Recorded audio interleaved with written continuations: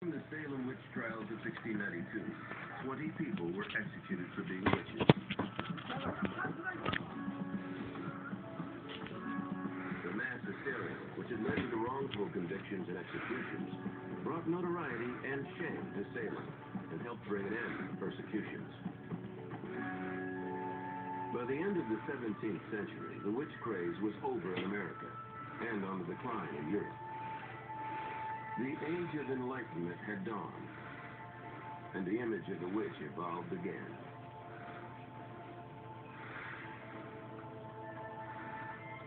The 18th century ushered in a fascination with science and rationality. Believing in flying witches and hocus pocus now seemed ridiculous. And you end up with the authorities, by the 18th century at least, saying that witchcraft is impossible, and this is one attempt to try to persuade people to stop being afraid of witches. British law reflected this change in view. The Witchcraft Act of 1736 repealed the law that made witchcraft a capital offense. The law was reworded to say a person who pretended to cast spells would be fined or jailed as a con artist. In Germany, the last witch execution occurred in 1775, and in Switzerland in 1782. Historians estimate that by the end of the 18th century, at least 50,000 people had been put to death for being witches. 80% were women. During the 19th century, the educated classes painted the witch as a figure to be mocked. Instead of someone who flew around and boiled babies in jars at nocturnal gatherings, you had a faintly ridiculous creature with the old pointed hat. Children's literature helped make over the witch as a foolish old country woman with a diseased mind. But even though witches were mocked, they remained scary figures, especially on Halloween. Halloween evolved from the ancient Celtic festival Samhain, a celebration of the end of harvest and a time to honor the dead. Folklore turned that celebration into a fright festival, and the wicked witch was brought along for the ride. The Halloween lore of the green-faced evil witch remained popular and flew all the way into the 20th century. Hollywood used that image as a model for the portrayal of the Wicked Witch of the West in The Wizard of Oz. Margaret Hamilton's green face, black robes, and menacing laugh combined to convey the epitome of evil. My pretty, your little dog.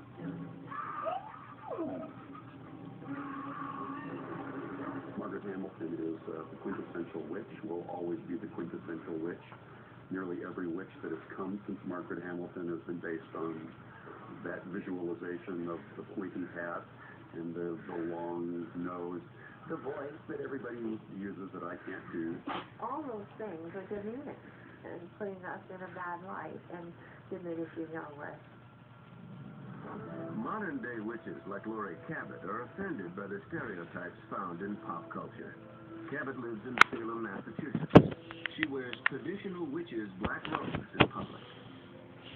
Cabot says it's her way of honoring the deities observed by most witches, male and female, god and goddess. I made a vow to my goddess that I would wear the robe, the black robe, and the pentacle forever in her honor. For Laurie, being a witch is a spiritual pursuit, guided by ancient traditions. Witchcraft is a good and bearable way of life, and a wonderful spiritual path, a scientific path, and a path of equality to all, if not surpassing all other religions. Laurie Cabot is known as the official witch of Salem, Massachusetts. Cabot says she got the title in 1977 from then Massachusetts Governor Michael Dukakis as part of a merit award for her local charity work. When Dukakis entered the 1988 presidential race, he took heat from Republicans for acknowledging a witch. We regretted every moment of even mentioning the word witch. Maybe we did a service to the country.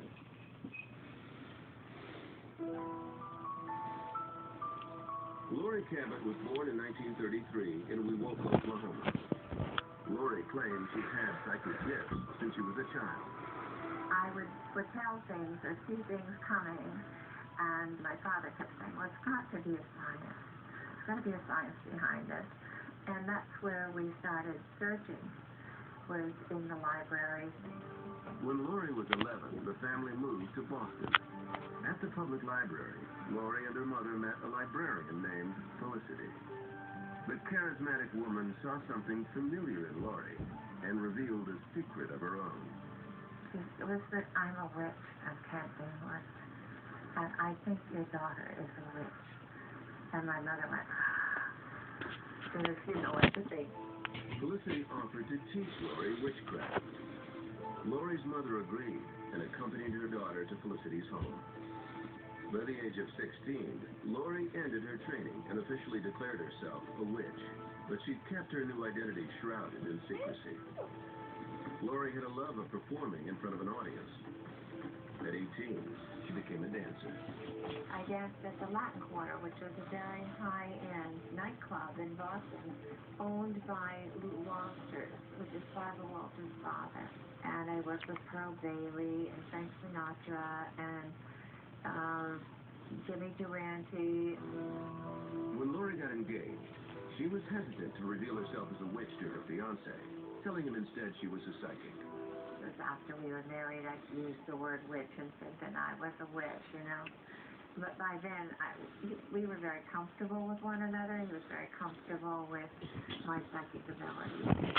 By 1965, Lori had two daughters, Jody and Penny. While being a housewife and mother, Lori continued to perform her witchcraft at home. I practiced my magic while I was married by meditating, healing, keeping myself balanced, healing my children, teaching them. In 1960,